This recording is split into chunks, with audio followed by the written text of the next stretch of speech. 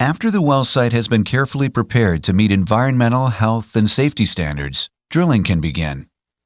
This is an intricate operation requiring a well-planned infrastructure. A variety of processes and expert, well-trained specialists are used to bring natural gas to the surface. Chesapeake works with these experts during every aspect of the project, while strictly adhering to all individual state regulations. During the drilling process, the rig is in constant operation 24 hours a day, 7 days a week, for approximately 21 to 28 days. As an added precaution in some areas, a protective mat covers 2/3 of the pad site. Utilizing heavy-duty industrial-strength drill bits, a typical well is drilled in several stages, starting with a large diameter drill bit and then successively smaller drill bits as the drilling is advanced. After drilling each portion of the well, nested steel protective casing is cemented into place. This will protect groundwater and maintain the integrity of the well. Initially, and prior to moving in the drilling rig, a large diameter hole is drilled for the first 50 to 80 feet. Conductor casing is then cemented into place, stabilizing the ground around the drilling rig and wellhead, and isolating the well from most private water wells. In the Marcellus area, the freshwater zone extends to approximately 800 feet below ground.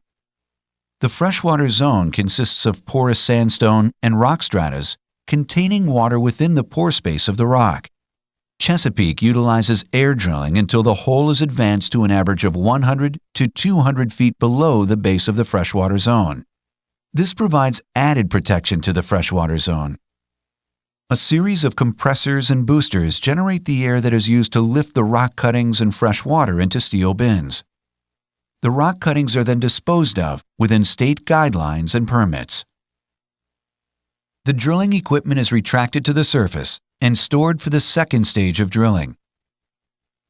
To protect the integrity of the hole and to protect the surrounding deep freshwater zone, a second layer of steel casing, called surface casing, is installed and cemented inside the newly drilled hole and conductor casing.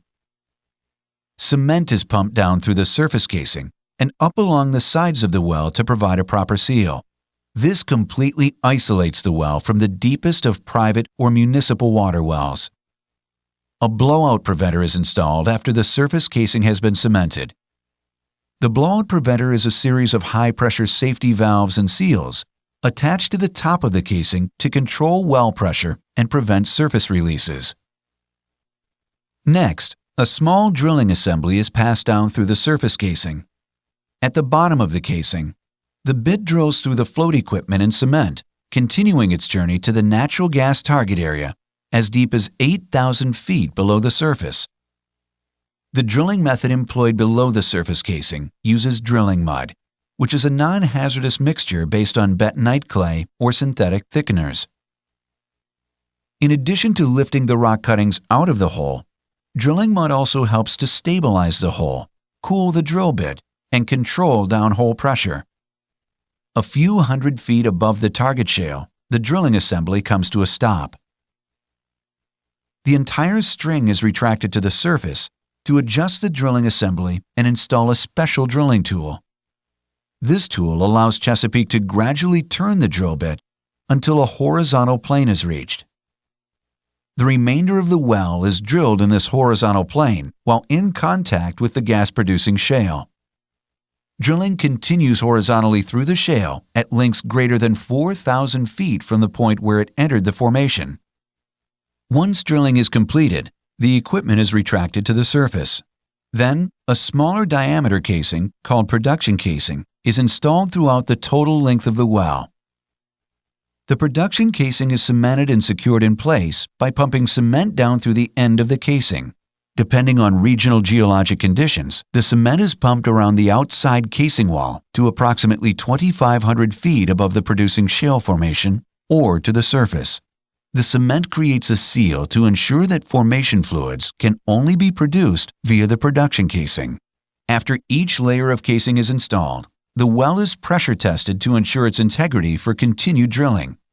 A cross-section of the well below surface reveals several protective layers: cement, conductor casing, cement, surface casing, drilling mud, production casing, and then production tubing, through which the produced gas and water will flow. 7 layers of protection. Horizontal drilling offers many advantages when compared to vertical drilling.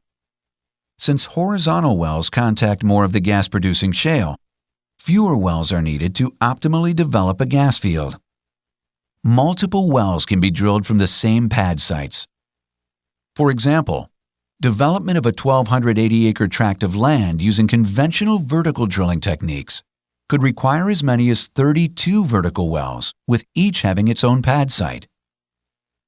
However, one multi-well pad site with horizontal wells can effectively recover the same natural gas reserves from the 1,280-acre tract of land while reducing the overall surface disturbance by 90%.